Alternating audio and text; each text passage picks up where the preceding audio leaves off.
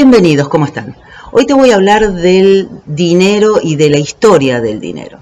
En principio te voy a contar que el primer tipo de dinero que surgió luego del trueque es lo que se conoce con el nombre del dinero mercancía. Tuvo sus orígenes en China, donde se utilizaban elementos que tenían un valor intrínseco, es decir, un valor en sí mismo. Este valor intrínseco era debido a la utilidad que tenían esos productos. En un momento se utilizó la sal, que se usaba para conservar alimentos, por lo cual de ahí surge la palabra salario, con el cual se le pagaba a los mercenarios romanos. También se utilizaba el denario, que eran unas monedas de oro que tenían en la época romana antigua, también tenían un valor en sí mismo por los metales que tenían en ellas. Por ejemplo, se utilizó monedas, se acuñaron monedas de oro y monedas de plata, también se utilizó el cobre por ese valor intrínseco que tenían y que había una cantidad limitada de esta mercancía. Luego, con el paso del tiempo, se vio que transportar estas grandes cantidades de monedas o de oro o de dinero mercancía era incómodo. Con lo cual, también, primero en China y luego fue traído hacia Europa, empezó a depositarse, dejarse en depósito en Europa de algunos orfebres, en China del emperador. A cambio del depósito que hacían las personas que eran dueñas de ese oro, que depositaban ese dinero a su nombre en una orfebrería o en el emperador, les daban un papel o lo que conocemos hoy con el nombre de letra de cambio. Con esta letra de cambio, que tenía un valor producto de la confianza en la firma de la persona que era responsable, vos podías trasladarte y pedirle a otra persona que en otra ciudad reconociera esa firma y te diera el dinero que correspondía al importe que figuraba en esa letra de cambio. Con el paso del tiempo, en Europa ya empezaron a formarse lo que se conocía con el nombre de los bancos, las instituciones bancarias, o los bancos, en realidad los bancos, que la mayor parte de ellos eran de origen judío, y que se llamaban bancos porque justamente trabajaban al principio en una banca.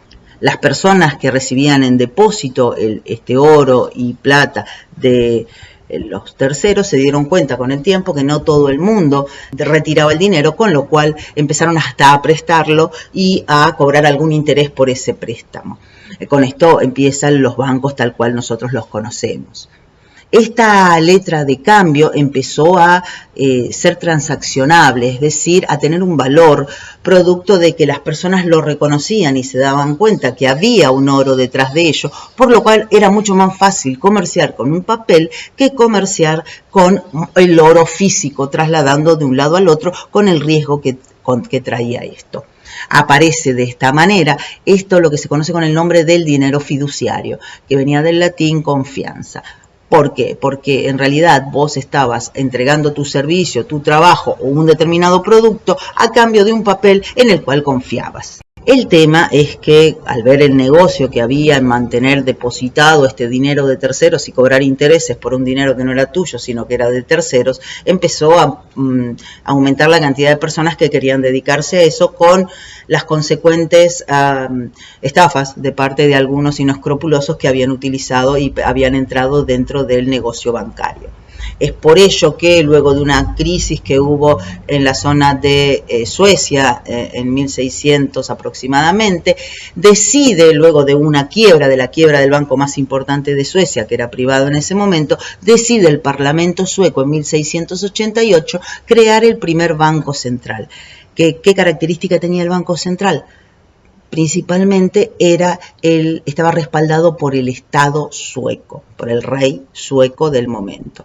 De esta manera aparece un nuevo concepto que es el dinero fiat, el dinero emitido por un banco central que tiene el respaldo de un Estado. Hasta la Primera Guerra Mundial, los distintos bancos centrales seguían lo que se conocía con el nombre del patrón oro. ¿Qué significaba?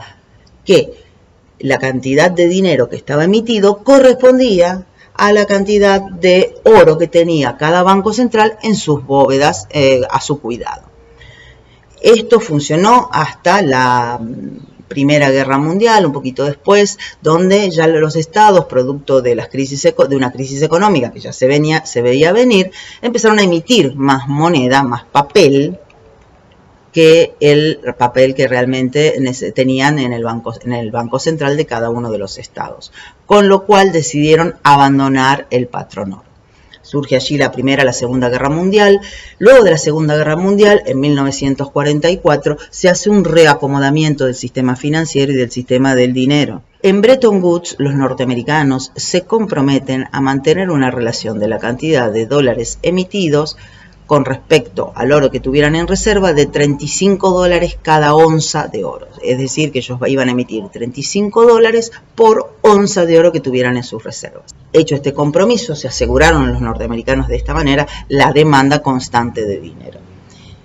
Al asegurarse esta demanda constante de dinero y producto de la Guerra Fría, de la Guerra de Corea, de la Guerra de Vietnam, en 1971, por distintos motivos que no voy a explicar, que hay un video que podés mirar si querés profundizar el tema, Richard Nixon blanquea la situación donde realmente la Reserva Federal Norteamericana no había cumplido con lo acordado en Bretton Woods y no se podía ya devolver la cantidad de onzas de oro de acuerdo al dinero en dólares que tuvieran cada uno de las personas tenedoras de dólares en sus reservas. A partir de esa declaración de Nixon se termina con esta convertibilidad, con este dólar convertible en oro y ya se transforma 100% en una moneda de carácter fiduciario. Luego de terminar con el acuerdo de Bretton Woods y el dólar convertible, ya la moneda en general de todos los países se transforma en moneda 100% fiat, 100% fiduciaria, donde el valor de la misma depende de la confianza que vos tengas en el Estado que la emite. Espero haberte sido claro en este video y nos seguiremos viendo en próximas entregas. Adiós.